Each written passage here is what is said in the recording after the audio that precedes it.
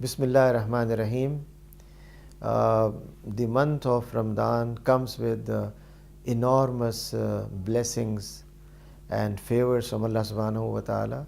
We all enjoy at the breakfast in the evening a glass of milk, a glass of juice, a piece of date, some of the cookies that are made as a special feast during this month. But what is most important is to think about why this whole month has been made full of blessing just for food or also for thought. If you look in the Quran, the very first revelation, اقرأ باسم ربك الذي خلق خلق الإنسان من علق اقرأ وربك الأكرم الذي علم بالقلم علم الإنسان ما لم يعلم. These 5 brief sentences tell us very clearly that the whole purpose of sending Quran and the whole purpose of this month of the Quran, if we only think a while, we will discover that the month of Ramadan is not just to enjoy best kind of iftaris and futur and food, but it's also meant for some food for thought. And therefore, in the Quranic revelation, which is perhaps first and foremost revelation that was given to Prophet, peace be upon him, 5 small sentences. أعوذ بالله من الشيطان الرجيم اقرأ باسم ربك الذي خلق خلق الإنسان من علق اقرأ وربك الأكرم الذي علم بالقلم علم الإنسان ما لم يعلم. These 5 sentences tell us very clearly that this whole month and later on its impact in life has direct link with knowledge. Therefore, a culture of knowledge is what the Quran and revelation in the month of Ramadan wants to create.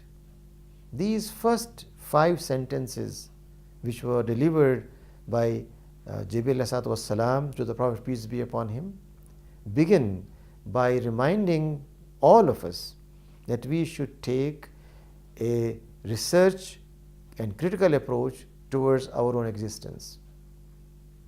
Therefore, it says that read in the name of Allah who has created you from a clot. This emphasis on reading and recitation by the very first revelation tells us that a culture of knowledge is introduced, a culture of writing is introduced, a culture of production of ideas is introduced, and not what has been the common understanding of religious people. Religious people are defined as dogmatic, close-minded, those who follow the word of book and never use their brain. This book, the Quran, begins with these 5 sentences in the month of Ramadan. First thing it is registered is read, investigate, listen, and by process of audition, by process of speech, by process of writing, produce benefits for mankind. Therefore, the revelation of the Quran in the month of fasting was beginning of a new tradition, a tradition of knowledge, a shift from an oral tradition of Arabia to a culture where book, pen, ink, pages, writing, scribing, everything becomes sanctioned by the Quran. A person who does not want to read and write, doesn't want to have education, violates the very first revelation that came in the month of Ramadan. Therefore, these 5 brief sentences of Surah Al-Alaq, they tell us that the purpose of Quran, the purpose of revelation is to enhance education and knowledge. In it is also an important dimension, and that is knowledge should not be confined to what we call our experience. I can experience my environment. I can experience certain data, but can also experience what is infinite. Infinite means that which is not finite. I can experience all finite phenomena, but sense experience itself tells me about its limitation. You can sense what is materially sensible. You cannot sense what is not materially available to you. Allah subhanahu wa ta'ala's own existence, being infinite, cannot be a matter of how I feel about it. Although I can discover what He wants through His own method of communication. Throughout human history, Allah subhanahu wa ta'ala has sent His messages through His angels to persons He selects as messengers or prophets. Whether it was Sayyidina Nuh, whether it was Sayyidina Ibrahim, Sayyidina Ismail, Sayyidina Ishaq, Sayyidina Isa, Sayyidina Musa, and many others, all of them received revelation from Jibreel, and Jibreel as the medium told them what Allah wants. Once they got it, they shared with the people, and that's how divine knowledge reached human mind. That's how divine knowledge became the basis of human activity. It was divine knowledge that Sayyidina Nuh built that huge ark, the huge boat. It was divine knowledge with which Sayyidina Dawood or David came up with pieces of defense needed for armaments and so on and so forth, made from iron and so on and so forth. This divine knowledge guided how should you use these products for the benefit of mankind. Divine knowledge can never lead to destruction. It always looks for the welfare of humanity. Therefore, these 5 brief sentences became the basis of that culture in which not one but hundreds of exegeses, tafasir were written of the Quran. Presence of these tafasir indicate that people who looked into the book, they looked from various angles. They used tools of reason. They used tools of analysis. And with the help of those tools of analysis, they came up with their elaboration of the meaning of the Quran. It was in this tradition of knowledge that, based on the Quran and prophetic statements and actions, a whole literature we call Hadith literature came into existence, where every single aspect of prophetic life was recorded and preserved and fully authenticated, with eyewitness references provided. It was with this culture of knowledge that a whole new branch of legal discourse came into existence. Our fiqh is essentially a matter of going to Quran, going to prophetic sunnah, and using tools of reason which we call ijtihad. And the result or the product is fiqh. Fiqh or Islamic legal doctrines, Islamic legal maxims, Islamic legal objectives, Islamic legal injunctions, all those are based on this process.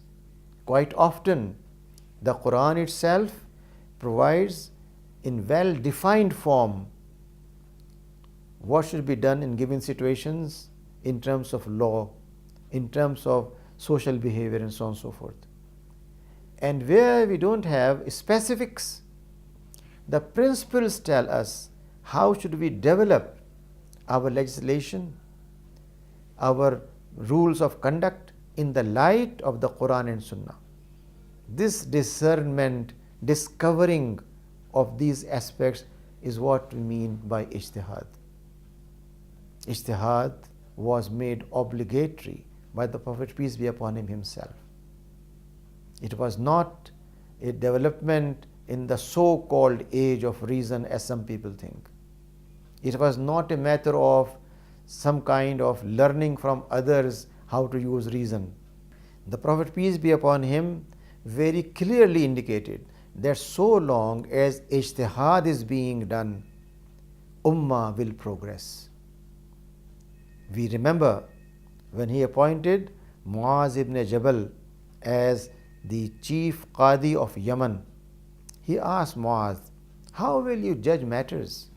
And Muaz said in very simple words, I'll go to the book.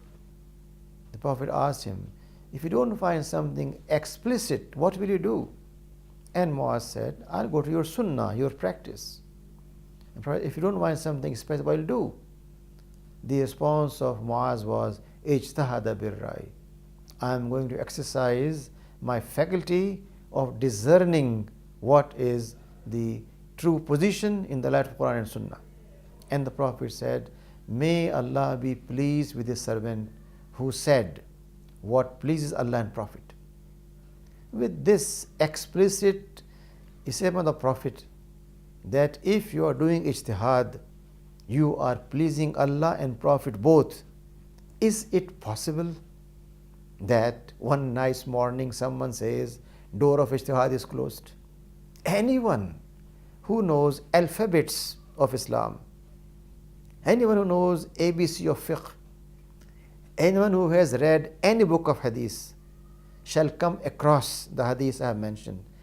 In presence of this prophetic statement, no individual has the authority ever to say door of ijtihad is closed. Yet the myth of this door has become part of memory of Muslims.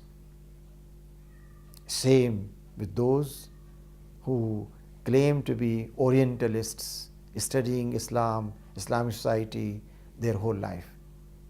The fact of the matter is, this statement in Surah Al-Alaq, Iqra bismi rabbika allazi khalaq, khalaqal insana min alaq, Iqra rabbukal akram alladhi allama bil qalam. These 5 simple sentences tell us very clearly that the culture of knowledge is what Islam wants. It does not want closed minds. It wants minds with enlightened knowledge coming from the Quran and Sunnah. Enlightenment in Islamic tradition is not borrowed from the West or the East. Enlightenment means that nur, that knowledge which Allah has provided in the form of the book and prophetic example. When these two sources are there, they enlighten a person to conduct ijtihad and produce knowledge. This culture of knowledge was given to us in this month. If we simply enjoy food in the evening and have a rich breakfast early morning before starting the fast and think we have done our job, we fool ourselves. This month demands from every believer to go back to the Quran and find out why these first 5 sentences revealed to Prophet, peace be upon him, in the month of Ramadan emphasize on knowledge. Obviously, there is only one answer, and that is a community of believers who are knowledgeable, who are research oriented, who are always inquisitive, who think out of the box, who was not confined in so-called traditionalism, in so-called traditions of the elders, but they have to keep on discovering new solutions based on the Quran and Sunnah. That's how dynamics of society work. That's how the corpus of law increases. That's how the culture of knowledge spreads, and that's how Islam benefits the whole of mankind by way of coming up with new solutions for new problems. May Allah subhanahu wa ta'ala give us time to think and discover what are the beauties of this month, particularly how this month persuades us to become a community of intellectuals, leaders in knowledge, producers in knowledge, and people who are always open to criticism and never have rigidity, inflexibility, so-called traditionalism, but always prepared to meet challenges of society and respond to those challenges in the light of the real source of knowledge, the Quran and Sunnah. Wa khadam rabbil alamin.